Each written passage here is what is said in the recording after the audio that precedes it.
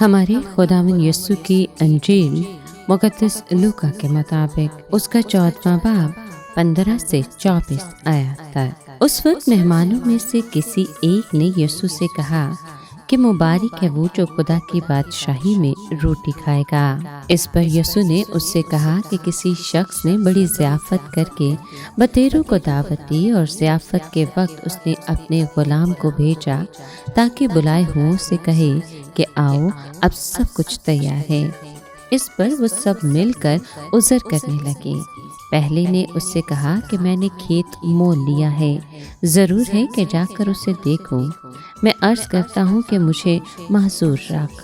دوسرے نے کہا، میں نے 5 جوڑی بیل مول لیے ہیں اور انہیں آزمانے چاہتا ہوں۔ میں عرض کرتا ہوں کہ مجھے معذور رکھ۔ ایک اور نے کہا، میں نے بیاہ کیا ہے، اس سبب سے نہیں آ سکتا۔ پس اس غلام نے واپس آ کر اپنے مالک کو ان باتوں کی خبر دی۔ تب گھر کے مالک نے غصے ہو کر اپنے غلام سے کہا، جلد شہر کے چوکوں اور گلیوں میں جا اور غریبوں اور لنجوں اور اندھوں اور لنگڑوں کو یہاں لا۔ غلام نے کہا، اے خداوند، جیسا تو نے فرمایا ویسا کیا گیا، تو بھی جگہ باقی ہے۔ مالک نے غلام سے کہا، راہوں اور کھیت کے باڑوں کی طرف جا اور ان کو اندر آنے کے لیے مجبور کر تاکہ میرا گھر بھر جائے۔ مالک نے غلام سے کہا، راہوں اور کھیت کی باڑوں کی طرف جا اور ان کو اندر آنے کے لیے مجبور کر تاکہ میرا گھر بھر جائے، کیونکہ میں تم سے کہتا ہوں کہ جو بلائے گئے تھے ان آدمیوں میں سے کوئی میری ضیافت چکھنے نہ پائے گا۔ پاک کلام کے پڑھے اور سنے جانے پر خداوند کی برکت ہو۔ خدا کا شکر ہو۔ عزیز دوستو، یسوع کے ساتھ کھانے کی میز پر بیٹھے ہوئے ایک مہمان نے کہا کہ خدا کی بادشاہی کی برکات میں حصہ پانا کیسی مبارک بات ہوگی۔ شاید وہ اس اصول سے متاثر ہوا جو یسوع نے ابھی بیان کیا تھا، یا یہ بھی ممکن ہے کہ اس نے زیادہ سوچے سمجھے بغیر ایک عام بات کہہ دی۔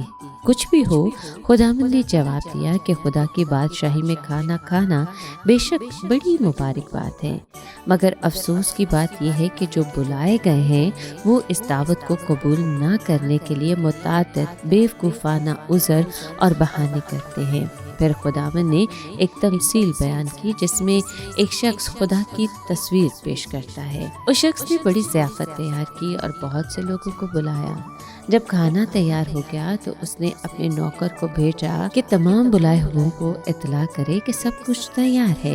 اس سے یہ بڑی حقیقت آشکارا ہوتی ہے کہ خداوند یسوع نے کلوری پر مخلصی کا کام پورا کر دیا ہے۔ اسی مکمل شدہ کام کی بنیاد پر انجیل کے پیغام کی منادی کی جاتی ہے۔ بلائے ہوئوں میں سے ایک شخص نے شامل نہ ہونے کا یہ عذر پیش کیا کہ میں نے کھیت خریدا ہے اور اسے دیکھنا چاہتا ہوں۔ اسے تو خریدنے سے پہلے دیکھنا چاہیے تھا۔ وہ مادی چیزوں کی محبت کو اس پرفضل دعوت پر فوقیت دے رہا تھا۔ اگلے مہمان نے 5 جوڑی بیل خریدے تھے اور انہیں آزمانے جا رہا تھا۔ یہ شخص ان لوگوں کی تصویر پیش کرتا ہے جو اپنے کاروبار، ملازمت اور پیشے کو خدا کی بلاہٹ پر ترجیح دیتے ہیں۔ تیسرے شخص نے یہ عذر پیش کیا کہ میں نے بیاہ کیا ہے، اس سبب سے نہیں آ سکتا۔ خاندانی بندھن اور سماجی رشتے اکثر انسان کو انجیل کی دعوت قبول کرنے سے روکتے ہیں۔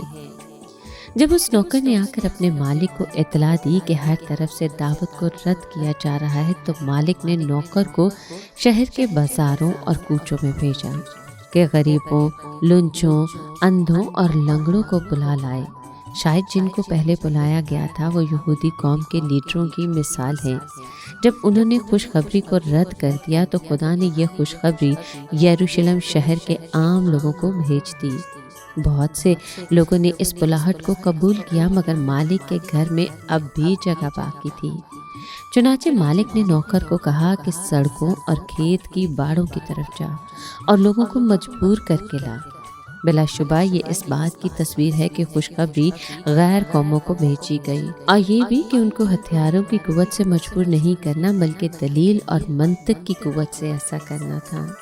ان کو محبت سے قائل اور مائل کرنا تھا تاکہ وہ اس دعوت کو قبول کریں تاکہ مالک کا گھر بھر جائے۔ اس طرح مہمانوں کی اصل فہرست بیکار ٹھہری، کیونکہ جب کھانا تیار ہو گیا تو جو بلائے گئے تھے ان میں سے کوئی نہ آیا۔